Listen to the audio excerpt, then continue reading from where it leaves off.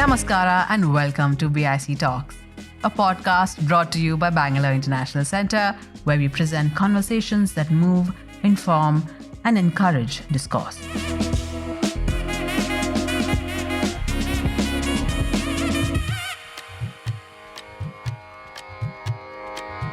The whole technology of sail is very dependent on words because a ship is like a moving lexicon. Every time an officer calls out an order, he refers to particular sails, particular ropes, and on the really big sail ships, you could have as many as 80 sails up at the same time. And when he calls out his order, everyone has to respond instantly. So, from a very early time onwards, Europeans started making dictionaries of sail. The earliest dictionaries you see in many European languages, but most of all the major maritime nations, the earliest dictionaries are dictionaries of sail because, there needed to be that perfect communication. So when I started researching my novels, the Ibis trilogy, I became very interested in how did this technology work in the Indian Ocean space, because the officers are always Europeans and the sailors, they're Bengalis, they're Gujaratis, they're Malays, they're Filipinos, they're Africans, there are Persians, Arabs, etc. Wild Fictions, a collection of Amitav Ghosh's writings from the past 25 years, is an expansive work that explores the themes that have defined his literary journey: literature and language, climate change and the environment, human lives, travel, and discoveries. Wild Fictions offers a critique of imperial violence and the fictions we weave to navigate history. It is a call to sensitivity, empathy, and the urgent need to repair our relationship with volatile landscapes. Together with Julia Wheeler, he discusses topics ranging from the commodification of the clove to the rich diversity of Bengal's mangrove forests and the radical fluidity of multilingualism. With his unique combination of moral passion, intellectual curiosity, and literary elegance, Amitav Ghosh invites us to see the world anew. This episode was adapted from an event that took place at the Bangalore International Centre in January of 2025. It's a fantastic book, so wide-ranging, so thought-provoking. Let's dive deep into it, really deep into it, in terms of the push really is about a time, what you call a time of monsters. Two monsters in particular, political monsters and environmental monsters. And that combination, meaning that we're actually facing what you call a rupture in time. Yes, absolutely. I mean, that's the title of the introduction. And it's taken from Antonio Gramsci's famous statement that, the old order is dying and the new order isn't yet born, and in between is the time of monsters. And I think we only need to look around us to see the monstrousness of this era. I mean, everywhere you look, genocides unfolding on television, these incredible firestorms that we see in California, for example. But what's particularly important about this time is that, we can know, back when Gramsci was writing, what he had in mind is fascism, really. Political monsters, you might say. But what's so particular about this time is that there's no longer a distinction between the political and the environmental, because the very fact that these greenhouse gases are being put into the atmosphere and have been put into the atmosphere for more than 200 years, it emerges out of a certain kind of geopolitical relationship between the colonized world and the colonizers, and equally between sort of processes of colonization. So I think California is a very good example of this, because we have to think back to how, the native people who'd lived there for tens of thousands of years, how they came to be in California literally exterminated in the most violent and ugly way. Men, women, children being hunted down by the settlers, especially during the gold rush and so on, their lands being expropriated. There's that process to begin with, because native peoples used fire in very interesting and important ways. And that kind of fire knowledge came to be absolutely suppressed. And they developed their own idea of how to manage wildfire, which is that you must suppress wildfire wherever it occurs.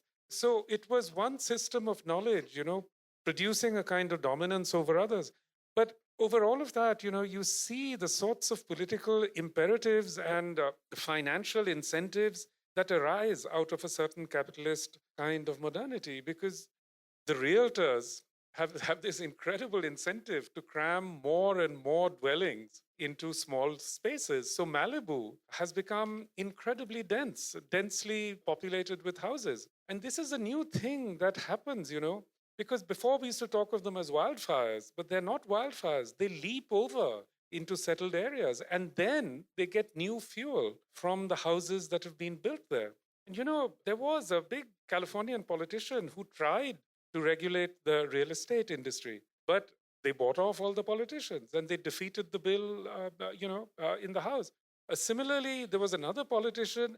One of the problems that arises with these wildfires is that a lot of these building materials are derived from fossil fuels. So they themselves, at a certain temperature, become fuel, like laminates, like siding and so on. So there was another politician who tried to regulate the use of building materials. Again, fossil fuel industry, the real estate industries spent a lot of money, defeated the bill. What is really monstrous in instances like these is that the real estate industry, you can see why they will promote this model of development, because they build those houses, over, let's say, 2 or 3 years or 1 or 2 years or whatever, and then they get out. They're not carrying the long-term risk. The people who are carrying the long-term risk are, in this case, very wealthy people, but also lots of very middle-class people. And they're the people that have bought into, in that circumstance, the Malibu dream. But you talk also about climate migrants.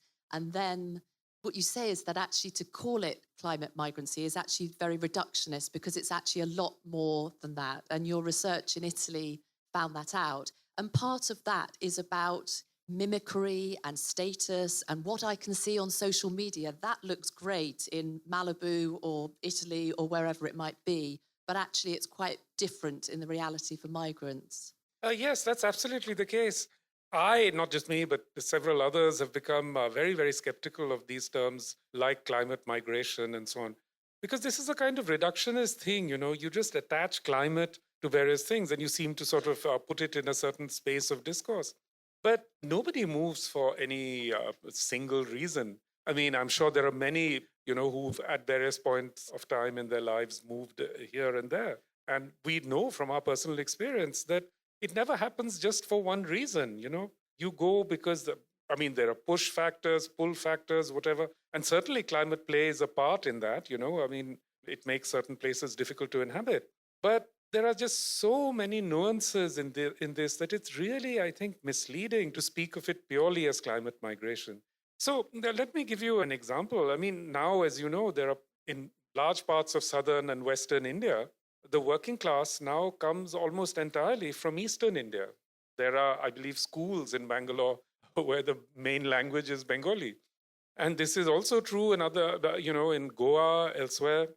Now, what happens actually within India is very interesting, because we have this pattern called circulatory migration. So they'll come here, work for a bit, maybe 6 months, maybe 12 months, then they go back to their village. And all the while they're sending money to the village, and they'll go back, they'll send their cousin. So there's a constant chain, in the same way that Indians go to the Middle East, and there's a constant chain of circulation.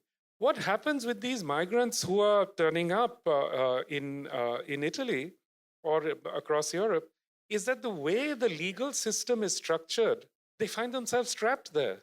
Because if you apply for asylum, you basically can't go back home. So actually, if you speak to these migrants, what they really want is to establish a pattern of circulatory migration. They don't really want to live there. Of the migrants I spoke to, these were, South Asian kids, really kids. 16, 17, 18, who'd taken these incredibly dangerous journeys across the Mediterranean and ended up, in this instance, in Italy. I would say 90% of them bitterly regretted having set off on this journey. But once you're there, you're kind of trapped there for many reasons.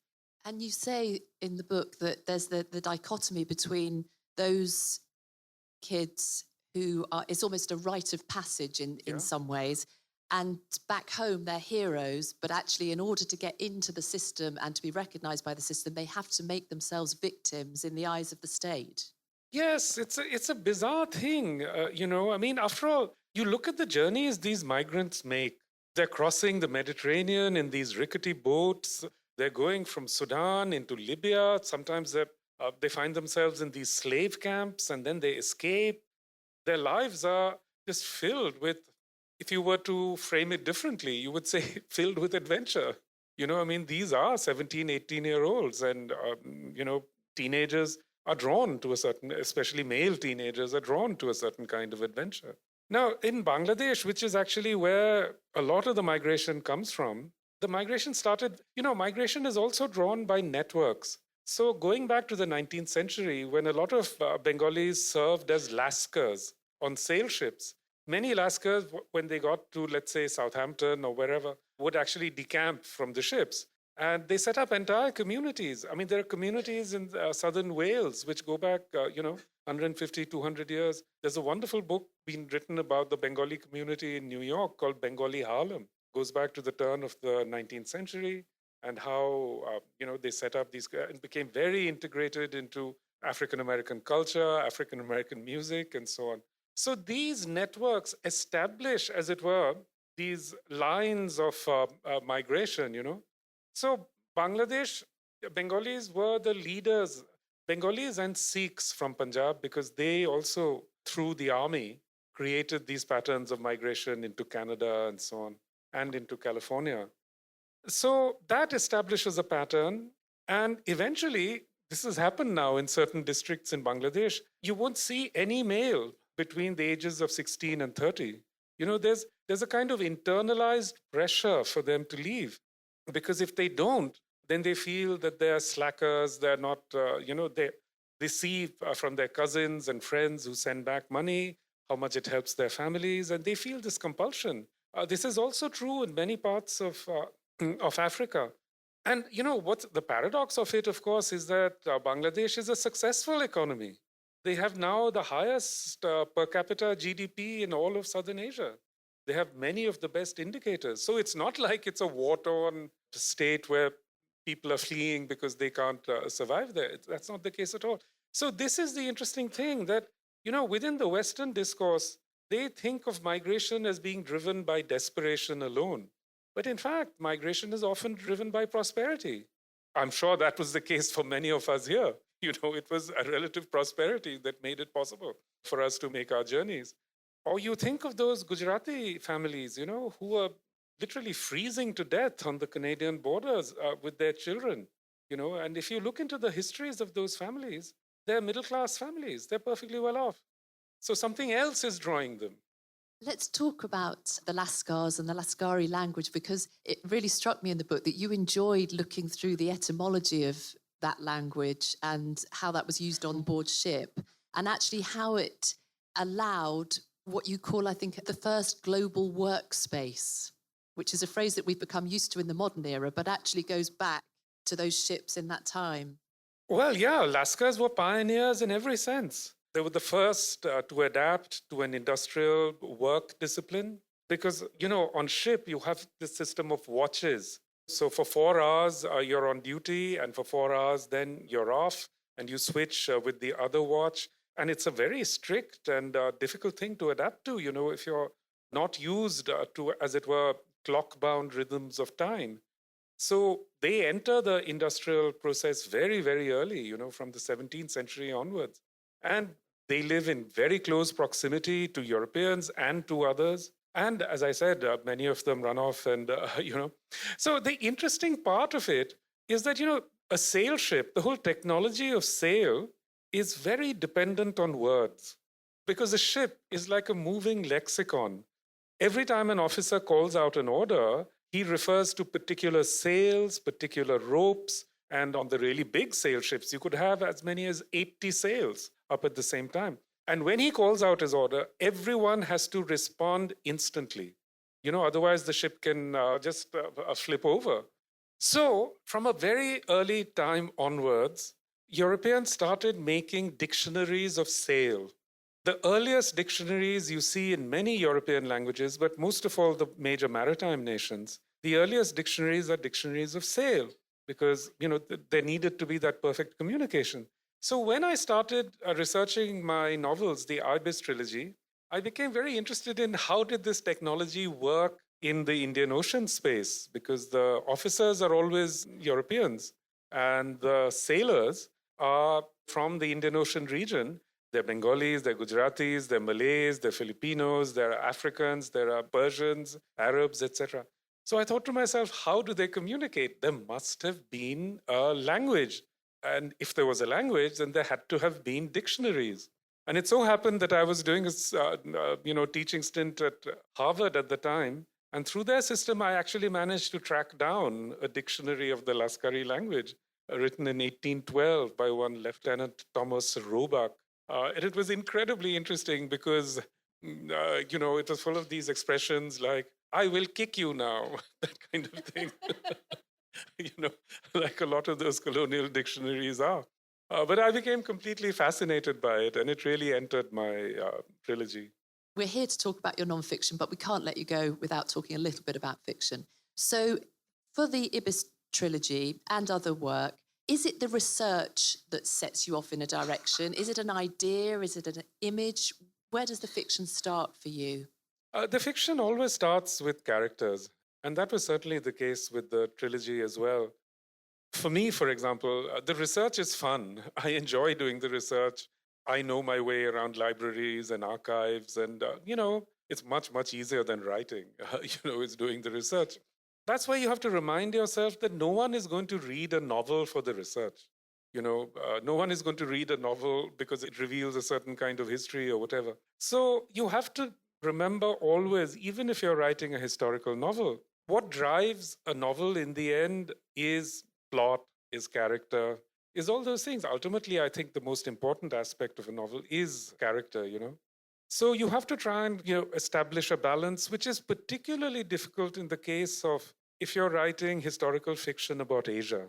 If you're writing about, let's say, Tudor England, like Hilary Mantel, for example, it's easy. We all, in our heads, we have an image of what people wore, what they ate, what the buildings look like, what a court looked like, Whereas if you're writing about, let's say, 19th century China or Burma, none of us have any visual image of what people wore, what the buildings looked like, what they ate, what their ceremonies were. So that's when it becomes really difficult to find the balance, because you don't want people to go away with the impression that it was just like Europe or whatever, because it wasn't. It was completely different. How do you suggest that difference without becoming pedantic and heavy, And you're also putting those characters in a predicament. So if we might talk about the Glass Palace for a moment, you say in Wild Fictions that actually writing about war when there are not well-defined loyalties is very difficult. Yes, absolutely. I think the central tension in the Glass Palace, for me, and also in Flood of Fire, and a lot of the essays in this book come out of my explorations of this, those Indians who became colonial soldiers, and what it meant for them, and how did they think of where they were in the world. And this is a very difficult thing to understand, because on the one hand, these colonial soldiers were doing what they were told by the British. They were mercenaries. They were trying to earn money. We know how important a part the British military played in the colonial regime. At the same time, one of the most remarkable things about the colonial soldiery is that they were constantly in revolt.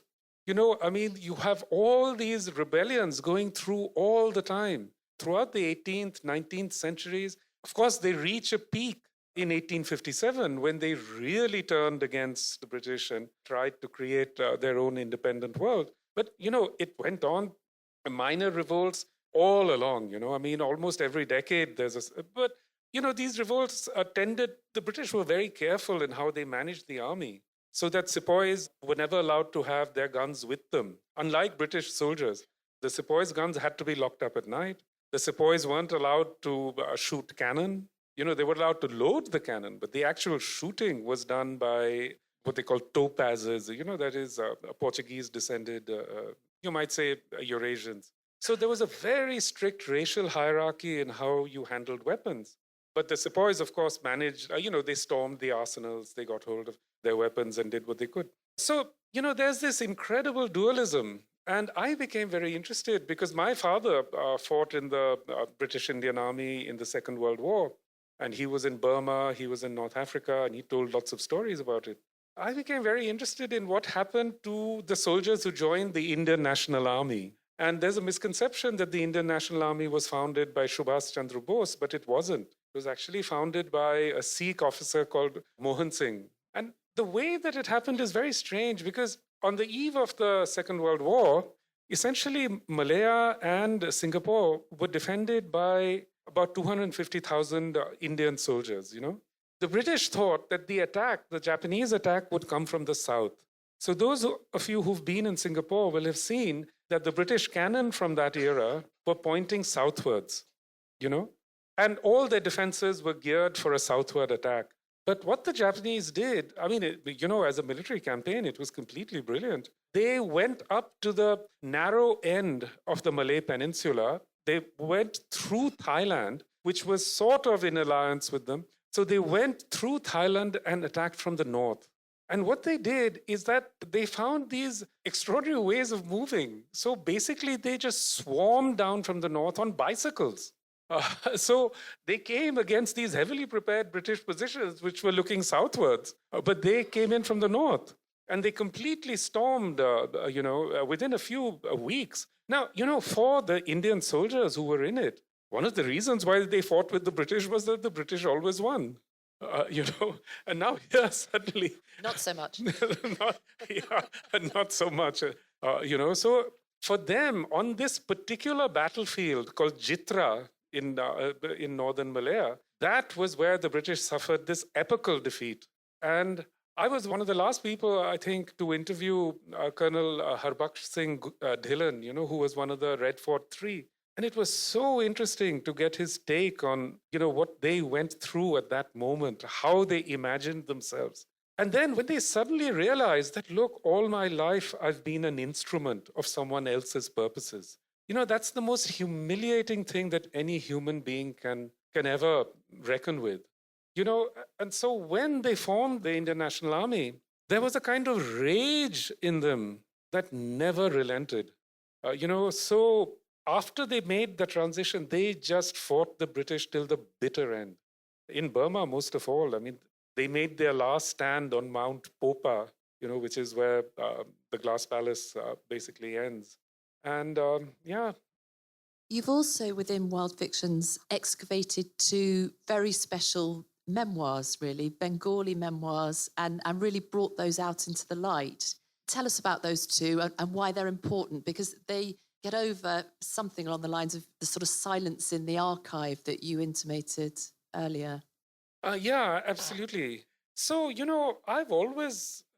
going back to my college years, I loved First World War memoirs, started with First World War poetry, by Siegfried Sassoon and Robert Graves and all those people. And I loved reading that stuff. And then when I started writing the Ibis trilogy, I started looking for first-hand accounts written by Indian soldiers. And it's an extraordinary thing. Indian sepoys served in European armies going back to the 17th century. They served the Dutch, they served the French, they served the English.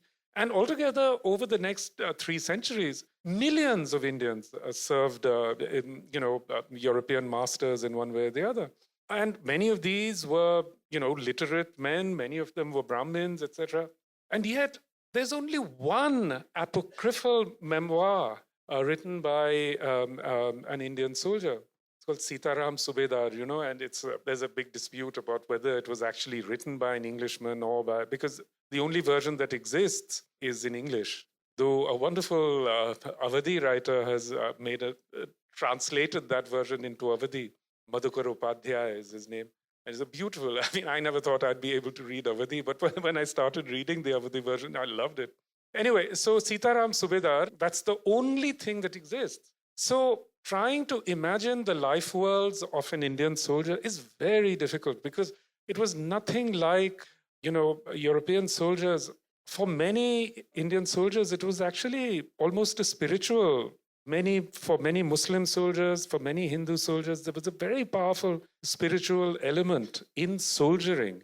And actually, many of the soldiers were themselves, they belonged to various sadhu orders and so on. So it's a very difficult world to imagine. So I started looking to see if there were any memoirs written by Indians. But actually, the memoirs started to be written after the turn of the 19th century, so early 20th century. The first one is actually written by a guy called Thakur Gadadhar Singh, and it's set in the Boxer Rebellion, because, of course, these guys went and put down the Boxer Rebellion. And then you get the First World War. And there I started looking, and I came upon the work of a wonderful academic, I think a really great literary critic, called Shantanu Das, who is now a fellow of All Souls College at Oxford.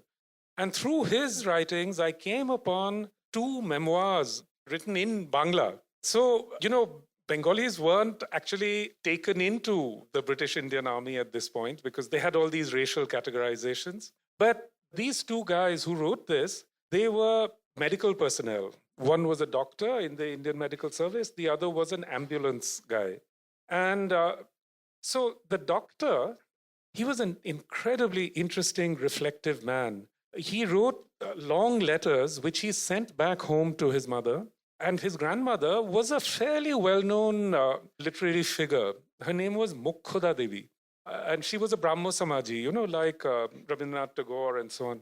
So what happened is, almost the first action that the British took in the First World War was to send an Indian contingent, an expeditionary force, to basically seize the oil fields of the Gulf. The Maratha regiment was actually the main component, but there were lots of, other, especially medical personnel, camp followers, and so on. So they arrived in Basra in 1915, and at first it seemed that they were just defeating the Ottoman armies, very easily. So they went up and up and up, the central plain. Then finally they came to a place called Kut al-Amara, where they ran into a very carefully prepared Turkish position. And there they were encircled and surrounded and besieged. And they had like a few weeks' provisions, but they were besieged for over 4 months. They were absolutely starving. And this was said to be the greatest battlefield defeat that the British Empire had ever suffered until that point. So they were taken captive, and they were taken northwards to POW camps in northern Syria.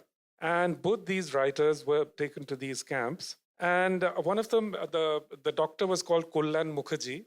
And from there also, they could send letters back. So, one of the most interesting things about Kullan Mukherjee is that on the eve of the Battle of Kut al-Amara, he wrote this long letter to his grandmother where he writes this impassioned denunciation of nationalism and its sort of links with capitalism. And many of you will know Rabindranath Tagore later also wrote a very powerful denunciation of a certain kind of chauvinistic nationalism. And I feel absolutely sure that his views were informed by Kullan Mukherjee because, the Brahmos were a small circle, so knowledge of the letters must have circulated. But this is a particularly sort of a moving letter. Anyway, so then they get moved north to Ras Al Ain.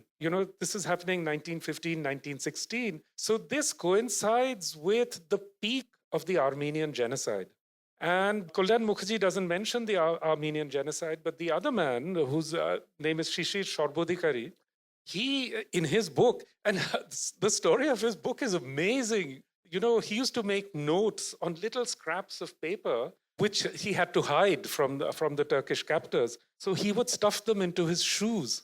And that was how he managed to bring these scraps of paper out. And he wrote his account of it basically like 40 years after the experience. But it's a very well-written, very interesting and powerful memoir. So he writes about the Armenian genocide at some length, because he and his people, they saw it unfolding in front of their eyes. And I wrote about it, and somehow the Armenians heard about it, and they invited me to go to their, to do a sort of keynote address at their anniversary celebration, commemoration of the Armenian genocide. I think it was 2012. Yeah, so that's in this book as well. It's just fantastic to be able to read that. It really jumps off the page. You have been listening to BIC Talks by Bangalore International Centre. If you like what you heard, do follow us on social media. Keep up with our programming by signing up for our mailer on the website or leave us a review or rating on Apple Podcasts or iTunes. The crew that makes these podcasts possible is Gaurav Krishna and Ishan Gupta on sound supervision and production, with support from S. Sarunaraj and Raghu Tenkaila. Artwork is designed by Chandni Venkataraman of Crisscross Design Studio. Don't forget to subscribe to our channel on your favorite podcast platform. It can also be accessed on our website, bangaloreinternationalcentre.org. This is Lekha Naidu signing off on behalf of everyone at BIC.